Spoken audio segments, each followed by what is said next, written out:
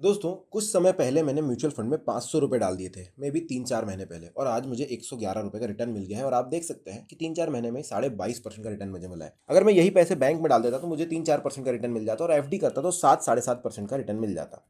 अब ये जो रिटर्न है ये कम भी हो सकता था, ये नहीं कह रहा हूँ कि भाई प्लस ही होगा, लेकिन कम भी हो सकता था, ये -15 भी हो सकता था। जब मैंने म्यूचुअल फंड की शुरुआत करी थी, 1 साल तक मेरा पोर्टफोलियो इस तरीके से रेड में दिखाई देता था मुझे। पर समय के साथ, क्योंकि म्यूचुअल फंड लॉन्ग टर्म में बहुत ज़्यादा सही होते हैं, मुझे काफ़ी अच्छे ग्रोथ दिखाई दिए। तो आज के वीडियो में मैं यही बताऊंगा कि म्यूचुअल फंड क्या होते हैं और किस तरीके से आप भी इसमें इन्वेस्ट कर सकते हो। लेकिन उससे पहले एक सलाह दूंगा, किसी भी चीज़ में, चाहे आप स्टॉक्स में इन्वेस्ट करना चाहते हो, ऑप्शंस में, या म्यूचुअल फंड्स में इन्वेस्ट करना चाहते हो, सबसे पहले जानो कि ये चीज़ें क्या है। बहुत सारे लोगों को मैं देखता हूँ ऑप्शंस में इन्वेस्ट करते हैं, पता नहीं होता है, बस क्योंकि दुनिया कर रही है हमें करना होता है, लोगों के साथ यूट्यूब लाइव पे बैठ जाते हैं और बस ट्रेडिंग कर रहे होते हैं और बहुत ज़्यादा लॉस भी लेते हैं। तो ध्यान दीजिए, आज म्यूचुअल फंड समझते हैं। अब देखिए, म्यूचुअल फंड समझने के लिए पहले आपको स्टॉक्स को समझना ज़रूरी है। तो स्टॉक्स क्या होते हैं? स्टॉक्स आप सभी को पता है, किसी भी कंपनी में मुझे अगर पैसा लगाना है, पैसे लगाने हैं, तो उसके स्टॉक्स मुझे खरीदने होंगे। अब जैसे देखिए, मुझे एक स्टॉक यहाँ पर दिख रहा है जिसका प्राइस है 422 रुपये, 421 रुपये 70 पैसे के आसपास चल रहा है। अब ये डिवाइड हुआ होगा कई लाखों स्टॉक्स के अंदर, जिसमें से एक यूनिट ऑफ स्टॉक का प्राइस है 422 रुपये।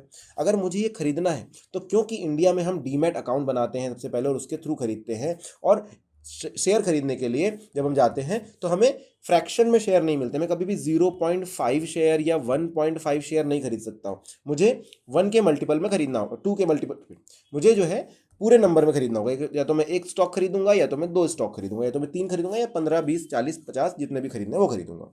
तो अब तो स्टॉक्स में अगर मैंने यहाँ पर 10 खरीदने हैं, तो मेरे पास 4,223 रुपये, या जो जिस हिसाब से प्राइस फ्लक्चुएट हो रहा है उतने रुपए होने चाहिए। ठीक है। दूसरा, अगर अगले महीने में सेम 5,000 रुपये या 4,000 रुपये लेकर के आऊँ, बोलूँ वापस 10 खरीदना है, तो मुझे पता चलेगा कि भाई प्राइस तो चेंज हो गया। यहाँ पर हो सकता है 300 पे चला जाए, या हो सकता है 600 पे चला जाए, या हो सकता है 450 या 400 पर आ जाए। तो उस हिसाब से भी प्राइस मेरे पास होने चाहिए। तो यहाँ पर मैं एक सिस्टमैटिक इन्वेस्टमेंट प्लान, जिसको SIP कहते हैं, करने में थोड़ा मुश्किल होगा। लेकिन मैं चाहता हूँ कि भाई मुझे इन्वेस्ट भी करने हैं पैसे, और मेरे पास हर महीने सिर्फ 500 रुपये रहेंगे, उतना ही मैं इन्वेस्ट कर सकता हूँ। तो आप म्यूचुअल फंड का रास्ता अपना सकते हैं। ऊपर से मुझे ये भी नहीं पता है कि किस स्टॉक में इन्वेस्ट करना है, क्योंकि मैं बहुत नया हूँ इस मार्केट में। तो मेरे पास दो प्रॉब्लम थे, कि मेरे पास हर महीने इन्वेस्ट करने के लिए सिर्फ 500 रुपये थे, और दूसरा था कि मुझे स्टॉक मार्केट का नॉलेज ही नहीं है। क्या हो, कोई बंदा मुझे ऐसा मिले जो स्टॉक मार्केट का नॉलेज जिसको हो, एक्सपर्ट हो, और दूसरा वो मुझे बहुत सारे स्टॉक्स मेरे 500 रुपये के बजट में दे दे। अब वो मुझे फ्रैक्शन में भी दे दे तो चलेगा। मतलब ये मैं खरीदना चाहता था 422, लेकिन मेरे पास 200 ही रुपये थे, तो वो बोलता है कि भाई आधा ले ले। ऐसा हो सकता है, और ये पॉसिबल होता है दोस्तों म्यूचुअल फंड की वजह से। म्यूचुअल फंड में अगर आप जाएंगे, और किसी भी, मैं म्यूचुअल फंड को खोलकर आपको दिखाता हूँ। जैसे यहाँ पर मैंने एक म्यूचुअल फंड ओपन कर लिया, तो इस म्यूचुअल फंड के अंदर मैं होल्डिंग्स आपको दिखाऊंगा। अगर म्यूचुअल फंड क्या है, एक बकेट है, मैंने बोला बहुत सारे स्टॉक्स की। तो ये म्यूचुअल फंड में अगर मैं आपको होल्डिंग्स दिखाऊं, तो कितने सारे स्टॉक्स में पैसा लगा हुआ है आप देख सकते हैं। लार्सन एंड टॉर्बो में लगा हुआ है, NTPC में, ICICI बैंक में, HDFC बैंक में, ट्रेप्स में। और इस पर मैं SIP कितने की कर सकता हूँ, मैं पैसे कितने इन्वेस्ट कर सकता हूँ, मैं आपको दिखाऊँ इन्वेस्ट नाउ पे। तो देखो, मैं मिनिमम यहाँ पर 100 रुपये भी डाल सकता हूँ, जबकि देखिए मैं मिनिमम 100 रुपये भी डाल सकता हूँ, जबकि HDFC अकेला अगर मैं देखूँ यहाँ पर, तो उसका ही जो प्राइस है, हाँ, HDFC का ही प्राइस 1,645 रुपये है। मतलब कि मुझे फ्रैक्शन में ये शेयर मिल रहा है, बहुत छोटे अमाउंट में मिलेगा, बट मिल रहा है क्योंकि मैंने इसमें पैसे लगाए। और अगर ये कभी बहुत लो वैल्यू पे चला जाता है, तो क्योंकि मेरा फंड मैनेजर, उसको नॉलेज है स्टॉक मार्केट का बहुत अच्छा, तो उसने यहाँ पर बहुत सारे अलग अलग बैलेंसिंग एसेट में भी पैसा लगाया हुआ है, बैलेंसिंग कंपनीज में भी पैसा लगाया हुआ है। तो बहुत ज़्यादा चांसेस है कि मेरा पैसा डूबेगा तो नहीं। वैसे ये नहीं कह रहा हूँ कि डूबता नहीं है दोस्तों, डूब जा सकता है, पैसे आपके कम हो सकते हैं, लेकिन लॉन्ग टर्म में देखा गया है कि ग्रोथ ही होती है।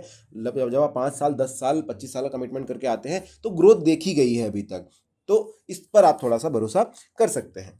अब देखिए, मैंने आपको एक म्यूचुअल फंड दिखाया जिसमें आपको पिछले 5 साल की ग्रोथ दिखाई दे, पिछले 3 साल की ग्रोथ दिखाई दे रही है। मैं आपको दूसरा भी दिखाता हूँ, तो यहाँ पर भी आप देखेंगे, मैं आपको तीसरा भी दिखाता हूँ। ICICI हमने सेलेक्ट कर लिया था, दूसरे पर जाते हैं। यहाँ पर मैं दिखाऊँ तो ये देखिए 3 साल की ग्रोथ आपको दिखाई दे रही है। तो इस तरीके से होता है। तो म्यूचुअल फंड में पैसे लगाने में आपको बहुत ज़्यादा सोचने की जरूरत नहीं होती। आप बस सिलेक्ट कीजिए कि आपको किस सेक्टर में पैसे लगाना है। आपको लग रहा है कि भाई डिजिटल सेक्टर जो है वो काफ़ी ज़्यादा आगे बढ़ेगा, तो उस हिसाब से यहाँ पर आप ढूंढ लीजिए।